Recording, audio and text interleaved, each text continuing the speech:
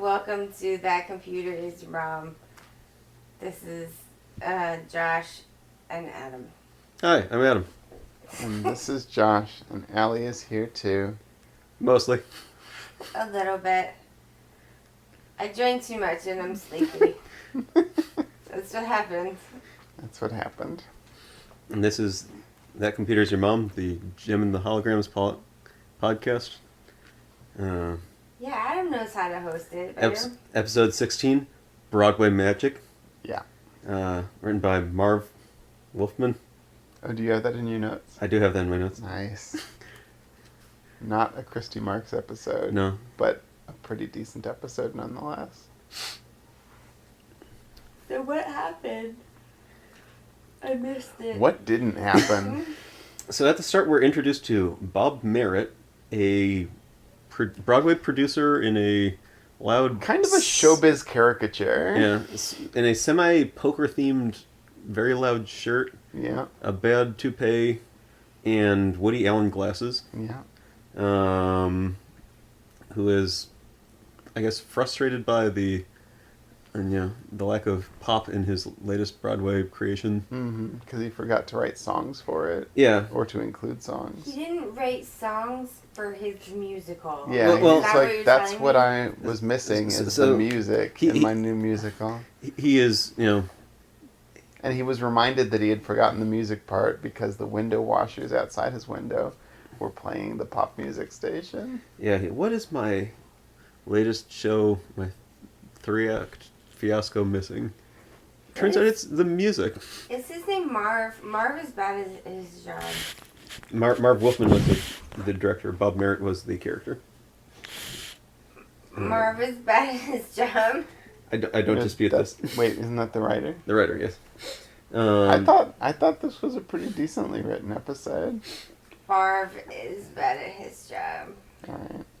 But yeah, as Josh mentioned in the first minute, where he's reminded that he was missing music in his musical by the window washers playing music outside at his window, and he shuts the window on one of the washers' feet, causing him to plummet to his evident doom. But it turns out that he's on the first floor of the building. Yeah, in a gag that mostly almost works.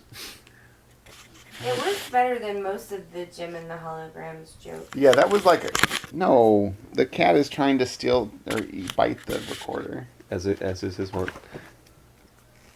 Yeah, that was a gag that you're like, oh, this is legitimately ridiculous. Yeah, and they knew this episode had like a couple of decent gags in it, I thought. So shortly thereafter,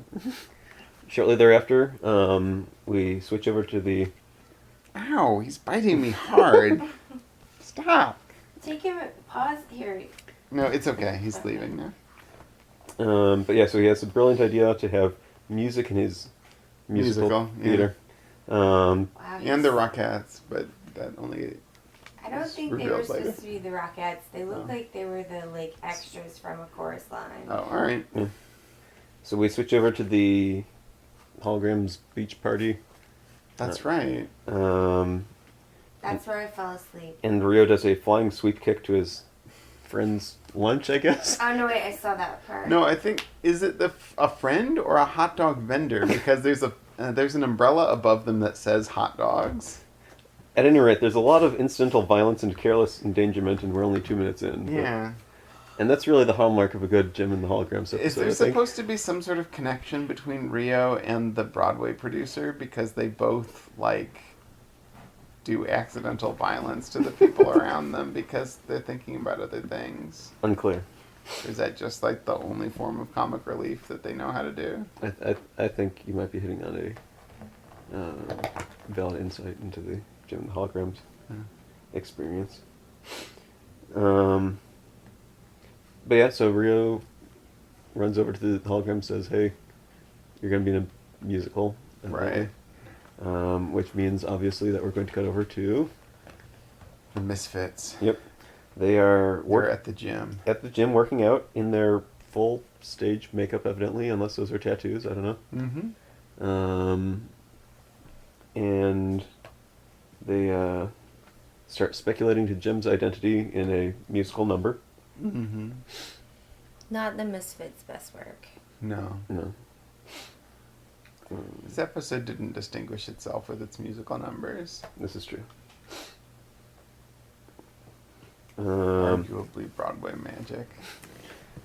Not a highlight. And Eric, his wonderful idea for how to, I guess, get the holograms out of his hair for the day or whatever, is to put a bounty on them. On Gem. Yeah. He puts a bounty on doxing Gem. Yep. Yeah. $100,000 for exposing her secret past. Which he implies, Is she wanted by the FBI? yeah, is criminal. That was the only specific speculation that he offered. He got real like Donald Trump, where he's like, I don't know. People Yeah, he's are just saying, asking questions. like, is she the devil? Did she have someone murdered? No one knows. Does she have pneumonia? Is she gonna die? Who knows? Probably. Was she born in Kenya? Yeah. Is she a Muslim? No one will know. Again, just asking questions. Is that her real birth certificate? It looks fake. And true to form, It doesn't look like a real birth certificate. the media immediately starts harassing her. Yeah, this is not a show with a very high opinion of the news media, which, not unfair, but... So, to escape, they jump into a cab, which, again, comfortably seats 4 across. 5 if you count Jim's shoulder pads. Mm-hmm. And then we get over to the theater, where they audition. That's right. An oldie and a goodie, but a goodie from the Misfits. Oh yeah, they play an old song. Have they played, old songs before? Making Yeah. mischief. They play Making Mischief a lot when they want to show the Misfits just playing stuff. Do they? Yeah, because it's their one that they like. Is that their one. hit? Their big hit? Yeah. It's Are the a Misfits legitimately just good song. coasting off of the success of Making Mischief since the early episodes? No, they have this song about being a giant and smashing everybody. Was that also popular? It was popular with me. Yeah. Wait, what about that one where she is doing that crazy dance in the jungle? I liked that one. Do you mean Welcome to the Jungle? Yes, that is the one. Not the actual song, but the dance.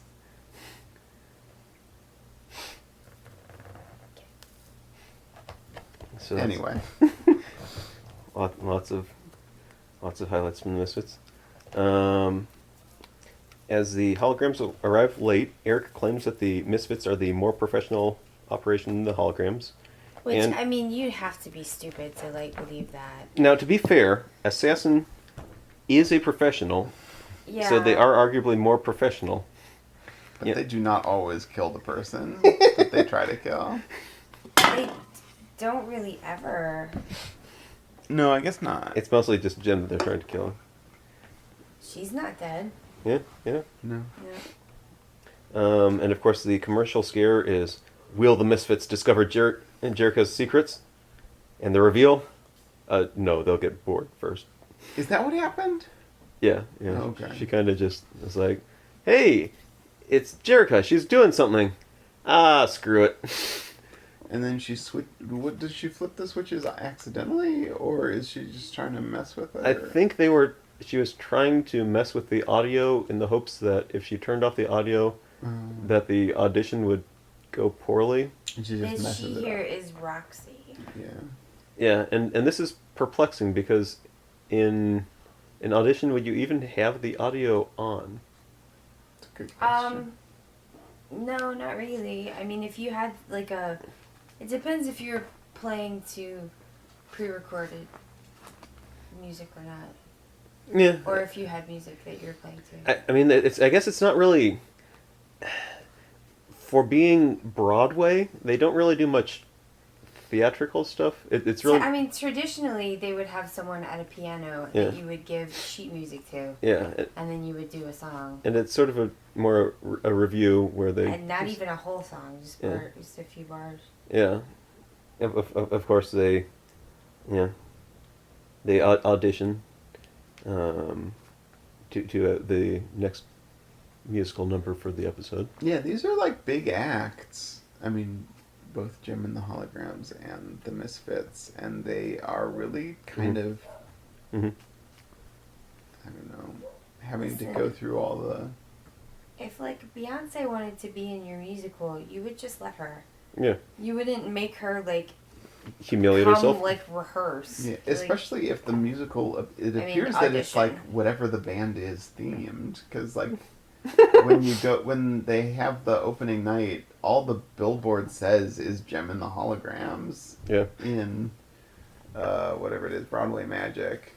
You're saying you would not require a mournful Rio wandering through an empty city in a trench coat to Midnight Cowboy down below? Probably not.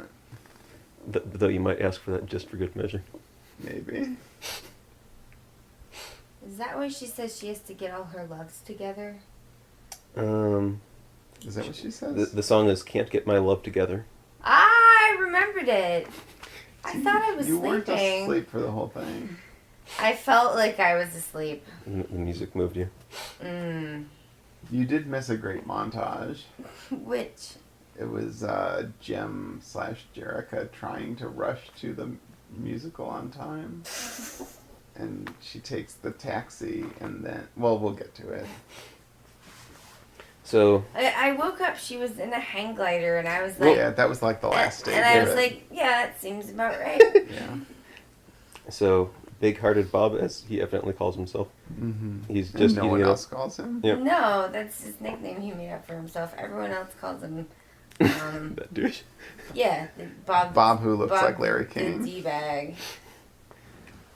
So he announces, well, he tells him that he will announce on live TV on the Lin-Z show who actually won the audition of the two acts. Mm-hmm. Oh, that's how they did the rock fashion show.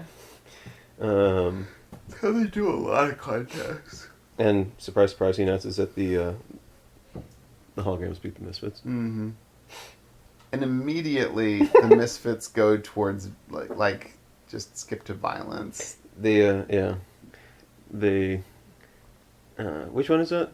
Is that which of the Misfits was that went for the fire hose? Well, what was her hair color? She was the main one, the leader. Pizzazz. Pizzazz, yeah, I think. She grabs the emergency fire hose and starts spraying it at everybody. Yeah. This is the act that several times in the course of the episode says that its superiority is its professionalism. I'm just saying. I got the impression watching it that, the Misfits' actions sort of have the feel of, a petulant video game player testing the boundaries of a barely interactive game where, you can, strip naked and repeatedly hit people in the face with a crowbar and they will not deviate from their planned script. It's like... Yeah, because they're not like, okay, you're not going to be the understudies now because it's you like, tried... just because you Don't assaulted go with the me fire. and I have reasonable legal recourse to put you, either behind bars or in debt, you're the understudies. Who else is it gonna be? Some other. There's probably a Random third bands? band somewhere. I bet you there is. I bet you there's gonna be an Evil Twins band someday. And That's what I would do if I was gonna write Jim and the Holograms. I would write Nega Gem. Yeah, What would you do, Josh? I was going to write it. Yeah, what would your episode be? Mm, Nega Gem. boy, that's a good question. Do you want to skip to Adam? Wait, I've got an idea. What I discussed with Josh earlier was that each episode of Jim and the Holograms, it's kind of reminiscent of the old Power Rangers, where they had an episode where the monster of the week was Pachinko Head, whose head was a pachinko game. yeah, And because that's real relatable. Of course, in that episode, everything and the only thing that people could talk about was pachinko. And as soon as that episode is over, nobody remembers pachinko. So I think I would probably look up some random obscure cultural icon and say, we're going to do an episode about this. Okay, we already did a fashion show episode. This is going to be a rock fashion show. Mm-hmm. You know, A rock fashion book. I would do something like the disco fashion calendar episode or something like that, where it's just very obscure. That's the only thing kids are talking about. They get into that. They forget that they've done something remarkably similar, and at the end, they forget that they've done this too. So it's your Pogs episode. The Pog episode, yes. Yeah, okay. Josh? I would do one where Eric Raymond and Eric Raymond. and Zipper. and Zipper and Here's Tech the Rat. twist. No, not Tech Rat. Josh is the theory. Shoot. Rio Oh. form a band. Whoa. Yeah, that's right. What's their band called? It's the Dudes. Oh. So if you don't have... Is it DOODZ? I think it's DUD-Z, but they want people to pronounce it Dudes. Follow-up question. If you don't have Tech Rat, who will play the guitar? Yeah, I guess they would need Tech Rat after all. Okay. What did you say your episode would be? Negagem.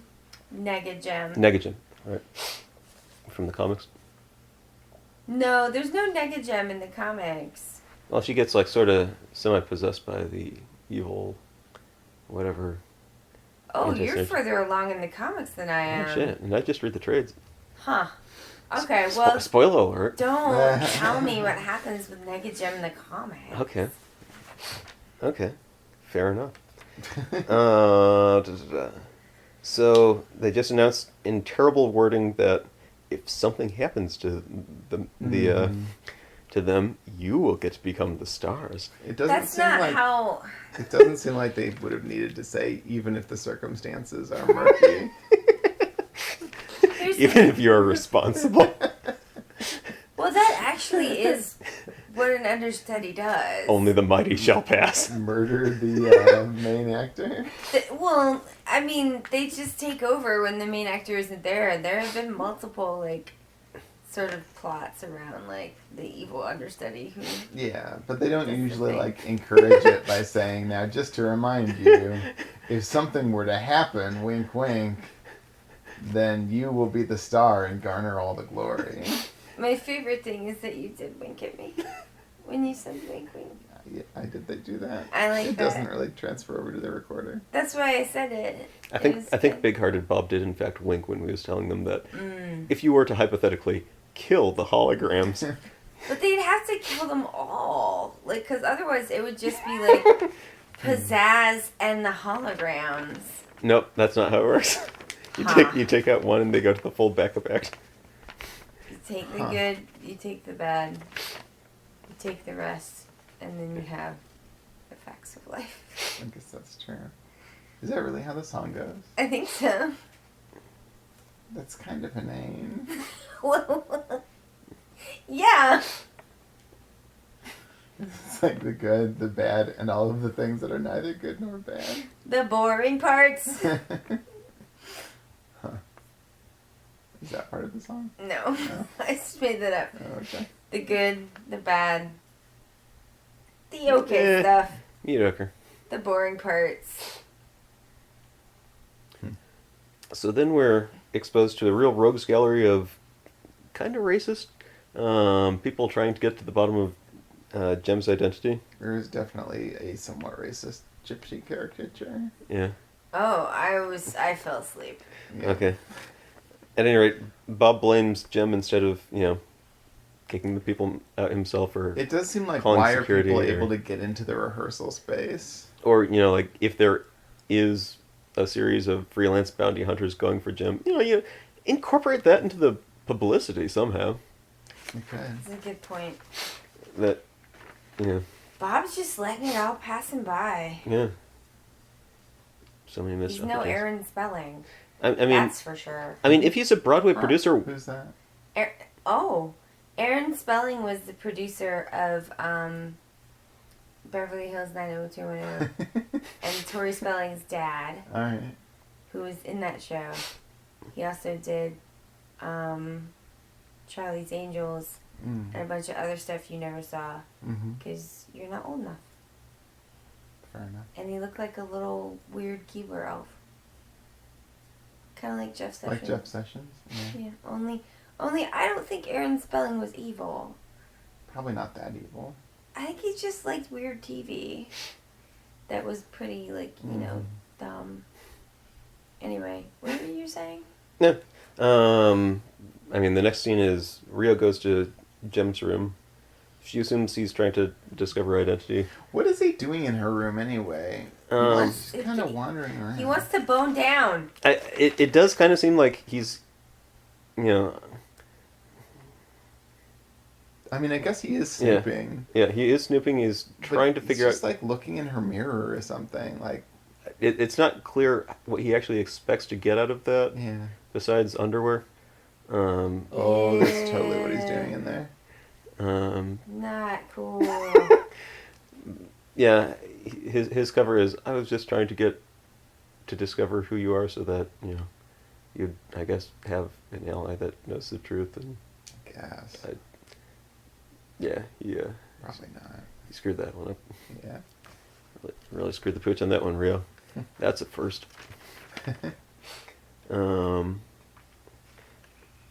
Let's see. So then they kind of go looking for Jerica. She kind of goes out to clear her head, I guess. It's not really clear why she's wandering around, is it? And this is a question for Ellie. What percentage of episodes is the central conflict? Will Jem/Jerica and or the holograms arrive on time for their scheduled, you know, call time? It seems like a lot, doesn't it? It's really a lot. This increased that percentage, certainly. It did, yeah. I didn't remember that. My memories of Jem and the Holograms have more to do with the Cuckoo Standout episodes. There is the reckless endangerment. That's almost an afterthought, but that is also another... The reckless endangerment of children? Well, yeah, I mean, that's the thing that, as a normal person, you would think would be the central conflict, but they really play up the, oh no, she might be late aspect. Well, it's the misfits loophole, because if you're, I don't know if you have a job, Adam or Josh, but if you're late for work, they give your job to someone else. Yeah. Usually the misfits. Yeah, like usually somebody that's been trying to kill you. It's someone who hates you and has been trying to kill you, and they get your job. So you have to be on time. That's how.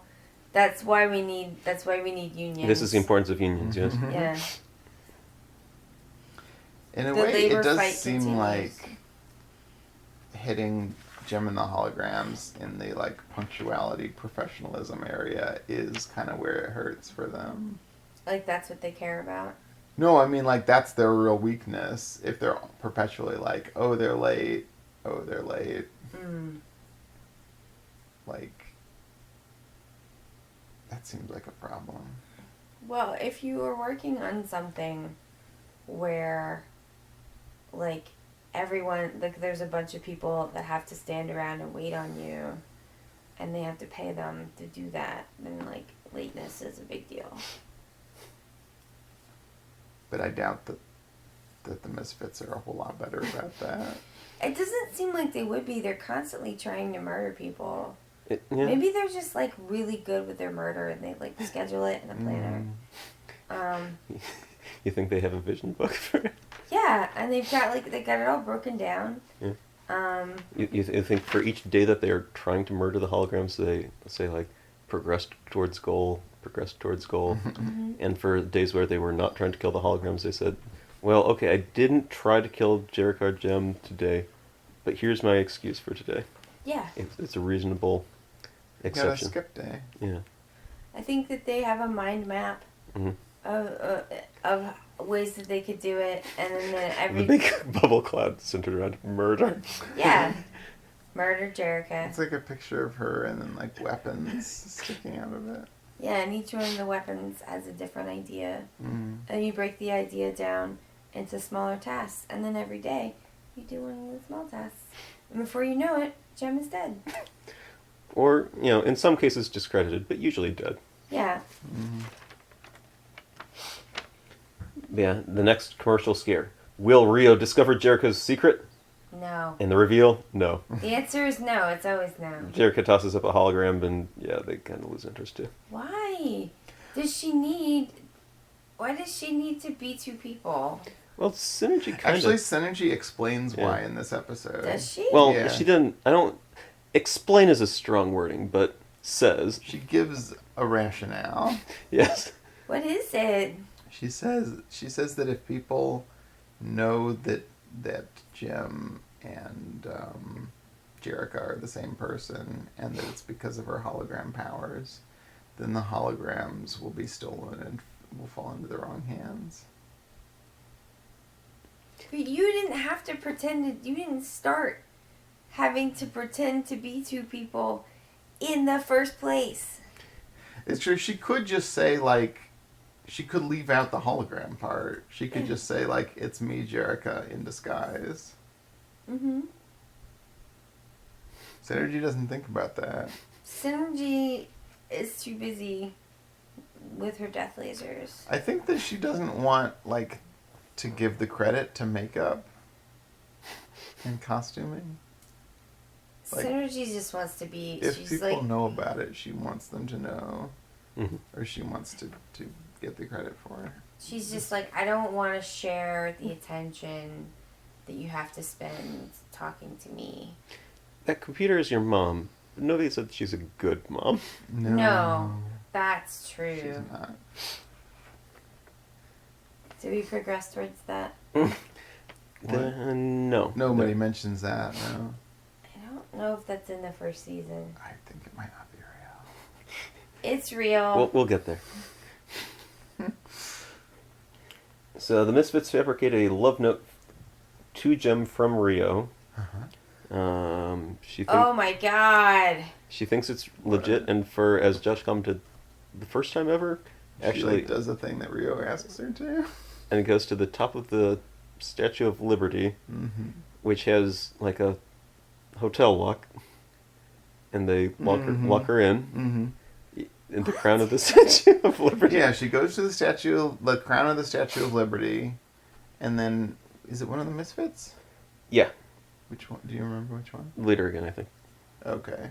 So, Pizzazz. like, there's like a lock, like, on a bathroom door on the Like the deadbolt type. room at the top, Okay. yeah.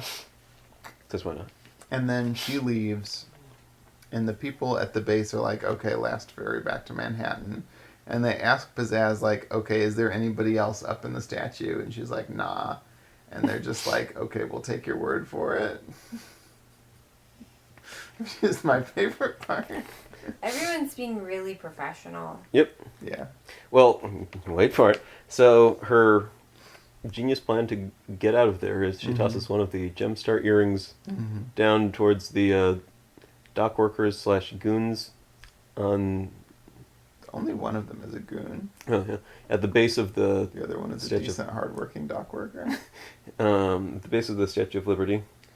And Although what they're working on is very mysterious. They're just, like, sitting obscure, yeah. around, like, they're doing something. boat stuff. Yeah, but I don't know. It looks like they might be doing, like, a street game of craps. At the Statue of Liberty. On the docks at the Statue of Liberty. But her hologram says, yo, check me out. I'm Jem. Yeah. And then Do they know who she is? yeah. Oh, they're yeah. like, oh, it's Hey. we're gonna get that sweet $100,000 reward from Eric Raymond. Hey, because it's we're gonna, Jem. like, make her tell us She's worth a fortune. who she is. Which, you. Yeah. So their effort to get Jem's identity escalates very quickly. Yeah, they just, like, chase her into the statue, Yeah, into kidnapping and attempted murder. I guess. Well, okay, so they... The one guy is into that. Yeah, so they're like, yeah, I guess they both are. show us who you are, and the one dude's like, yeah, you better tell us who you are, and you're like, okay, yeah, I'll show you my other face, and the other That's guy's what like, she oh, says. cool, we're gonna be rich, and the What are they gonna do? Just go back to the guy and be like, hey, this bitch turned into another bitch? Yeah. Like, people are gonna be like, what are you talking about? What are you talking about? That bitch turned into another bitch? What does that even mean? Well, I think they're assuming that she's just gonna like take off her disguise and then Her mask that Yeah. is her face. yeah. She does in the song. Yeah. Yeah. We did not mention the removing various gem masks in the song, but Oh yeah. She Which takes her song was face that? off. yeah. But they're masks of her face. The Misfits take the faces off, right? Yeah. It's very Nicolas Cage. Yeah. Mm. Not the bees. And John Travolta. And John Travolta, yes. So yeah, the one goon is like, haha, that money will all be mine, and shows. Yeah, he shows the other guy in the water. And then they get back to Darland, and she's like, aha, now I will show you your face. Or show you my other face, and in a Mortal Kombat finishing move, reveals that her other face is that guy's face. Yeah. And he seems legitimately convinced that she's actually him, and he Yeah, it's like a real existential crisis there. yeah, like a Ingmar Bergman persona experience where like he goes insane. Wow. I missed that. Yeah.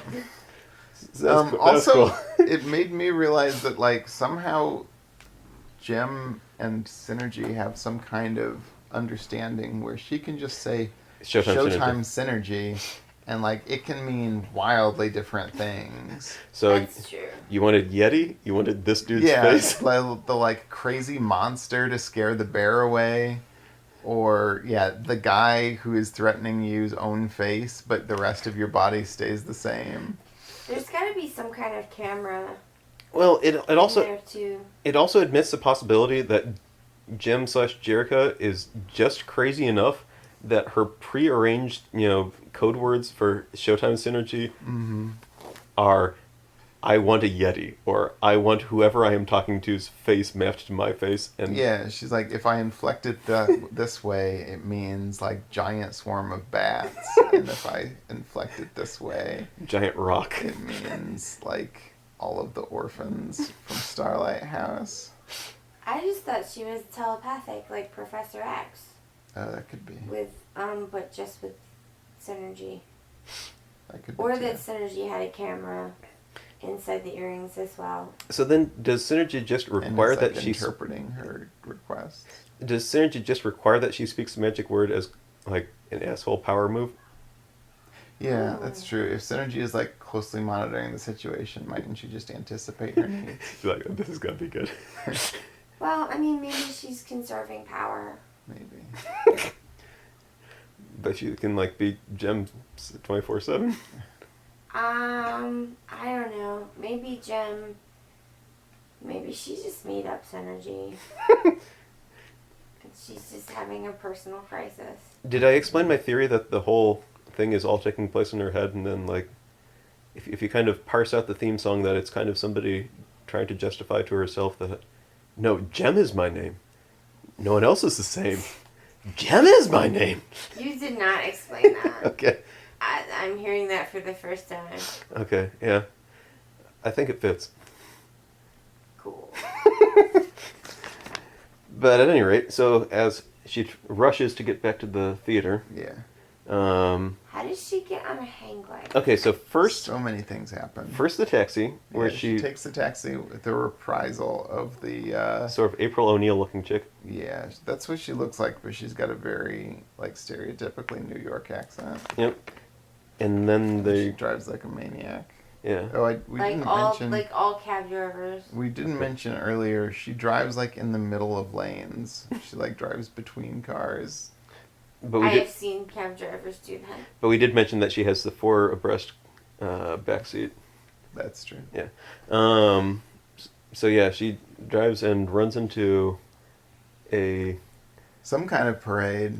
like Chinese cultural. Yeah, it was a Chinese New Year parade or something. Yeah. That was what I thought was legitimately kind of funny. Mhm. Was that the cab would not be able to proceed through the city because there's one of the many parades in New York. Oh, another stupid parade.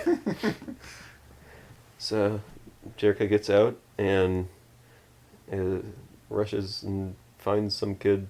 Yeah, she like steals a Skateboard. kid's skateboard. What? He's like, I'll pay you back or give you an autograph. Yeah, or she something. says she's gonna give him tickets to her next show.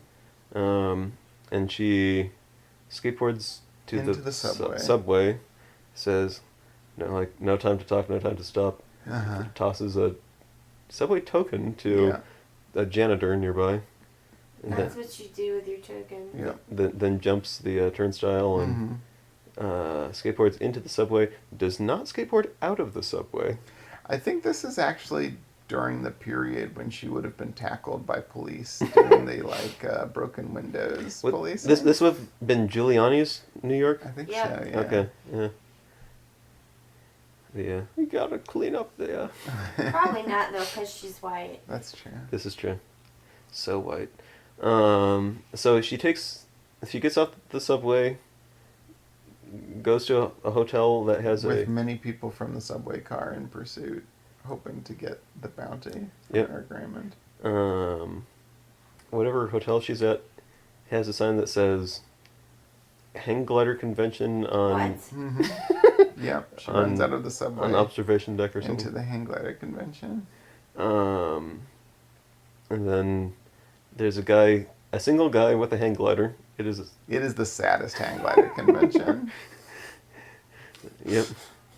So it's a convention of one. Yep.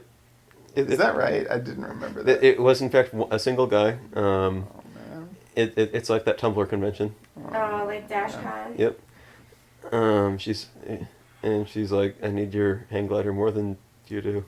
It's like, do you even know how to fly it? She's like, no, but I'll learn quick or something like that. Has she really not used a hang glider before in the show? So there was a previous episode they did a hang gliding through the city, but that was the Misfits and they were firing lasers.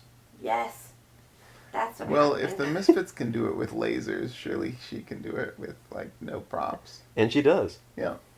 And she lands on. This show really is like hang gliders are cool. Really, she kind of took everything that guy had. 'Cause clearly, he just staged a convention purely for his own.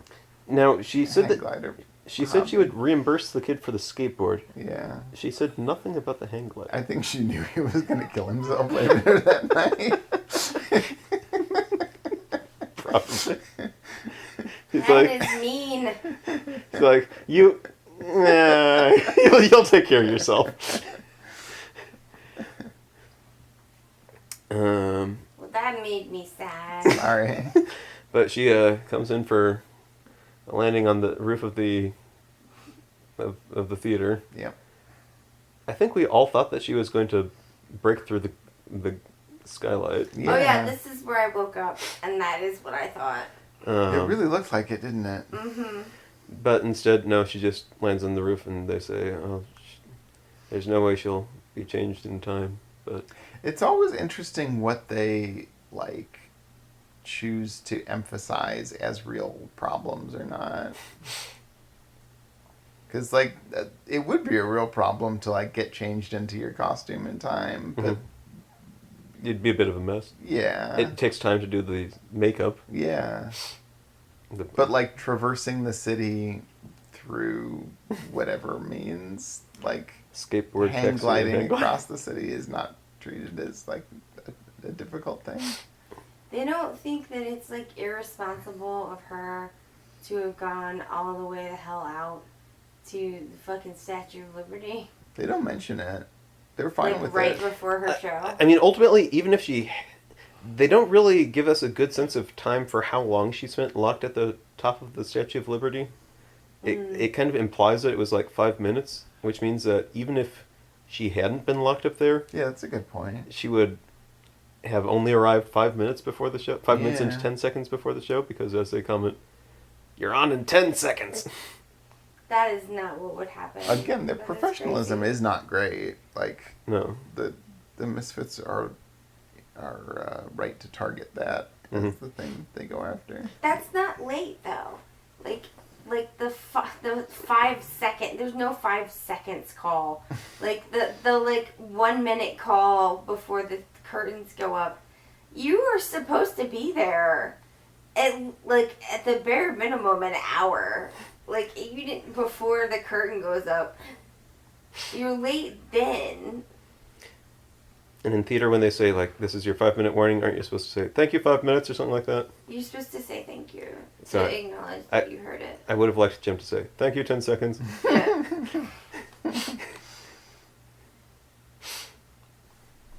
Yeah, not people don't do it, and then you're like, I don't know. Well, when we were in school, like people would like not say the thing, and you're just like, I mean, you're supposed to do it, you guys. Like, I don't know what to tell you. But their show definitely goes off without a hitch. It's Mm-hmm. Broadway Magic, a strangely gyration-heavy But like music and robot dance number. gyrations, like Yeah. it was real jerky looking. Yep, and a lot of the unblinking, unmoving, applauding crowd shots that we've come to know and love. Yeah. I love them. The Broadway Magic Rockette type dancers. Yeah. They have been In- hypnotized by the Broadway Magic. Yep, and they are in magician outfits, I guess you'd say. It looks like the one number from A Chorus Line where they're like that the number that they're ostensibly practicing for, because they all have canes and stuff. Mm-hmm. But yeah, I think this is about the right time that's probably what that's from. And Is that the end of the episode? that's about the it. So in the version that I watched on the DVD rather than on Netflix, Oh, you got the DVD. yeah, they had a stinger. Is there a director's commentary? Not that I noticed. Oh. The stinger was a PSA where there were some kids spray painting the word puppet on a building, and it was about the dangers of peer pressure. Why are they spray painting puppet? I don't know. It's sort of like that episode where they were like in the abandoned school bus or whatever, and the graffiti said like Marx or something like that. Karl Marx. Probably Christy Marx. That's probably it. Yeah, they had in the 80s they had to do they had this education requirement. Knowings they have to go, the EI yeah, or whatever. that they had to fill for children. So that's why you got those weird The G.I. Joe things. things with G.I. Joe, and also Gorko from Masters of the Universe, teaching you about fire safety. Mm-hmm. I think his name Gorko? I'm gonna say that it is. Sure. I think it is. The weird magic thingy. Even as a child, I was like, Gorko is dumb. Skeletor rules. Gorko drools. It's fair. It's accurate, as well as being fair. Okay, so we've come to the end of the episode. Yep, the stunning conclusion. Yes. You have to do winners and losers. So, episode winners. Adam, you go first. Whew. It's not quite Bob Merritt, because, his bad toupee was revealed on Mm-hmm. public access Lindsay TV show. His crummy Broadway Magic thing, he should be out of a job, No, he's gonna make a lot of money. but he isn't, so yeah. He's sort of the winner. Yeah. He succeeds in it without really trying. Yeah. It's certainly not the hang glider guy.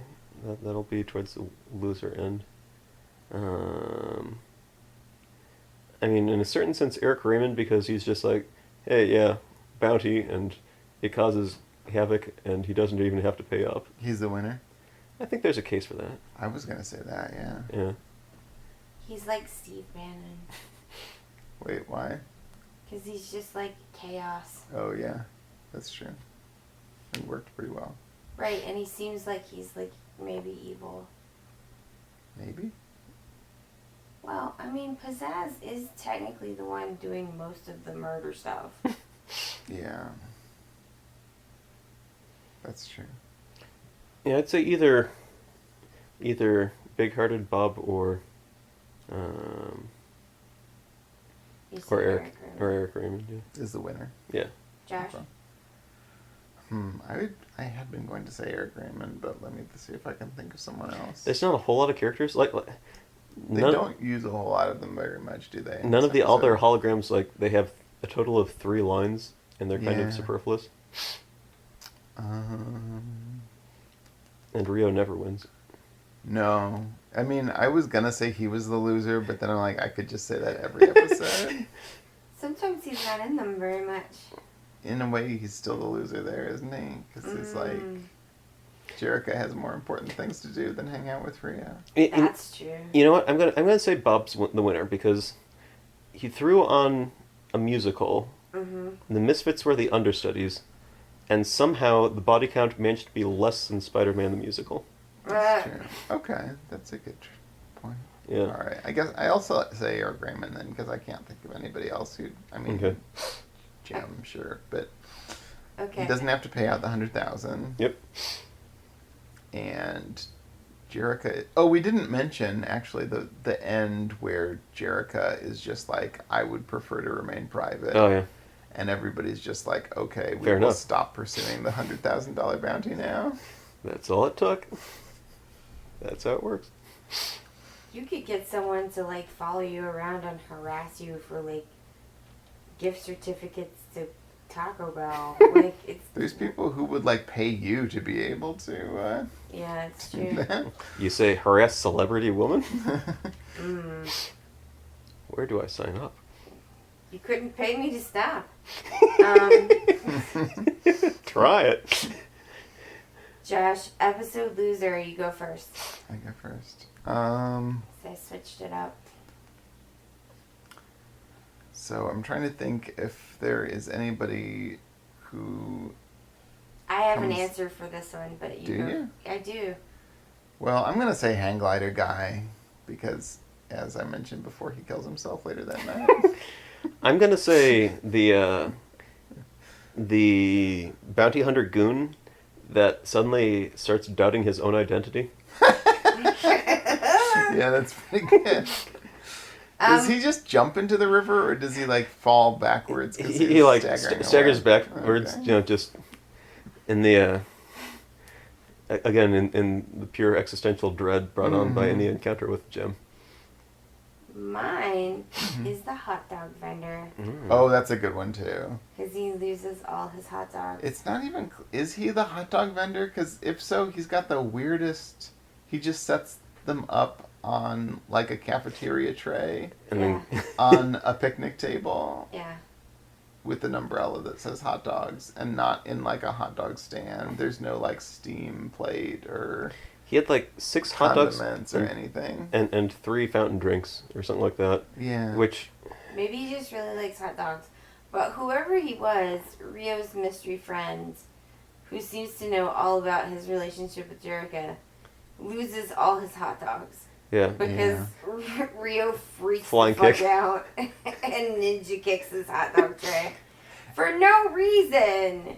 Actually, I'm going to go back and say that Rio is the loser of this episode, even though you can usually say that.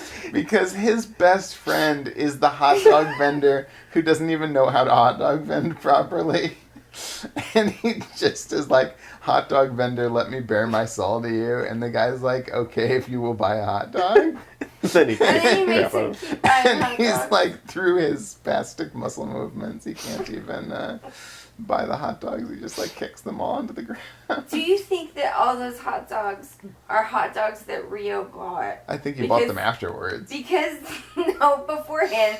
Because the hot dog vendor is like, I will continue to listen to your sad sack story if you buy an additional hot dog. It's like a bartender that's Yeah. I'll listen to your sob story, just keep pouring. Keep it going. I think hot dogs are the equivalent of booze for Rio. Yeah. Yeah. So, at any rate, he just kicked them all into the ground. Okay. And Adam, you said yours. Alright, so it's time for the outrageousness scale. From 1 to 5, with 5 being truly, truly outrageous. So the bulk of it was not that outrageous. I mean, there's no Yetis, there's no the most outrageous stuff would have to be the hang glider, and we've already had a hang glider plus lasers episode. Not just the hang glider, though, but a whole, like, planes, trains, and automobiles, like, montage of traveling across New York. Yeah. They really Hang glider is only the culmination of it. They really expect the 8-year-old girls of America to, like, super be into Broadway, too. I mean, it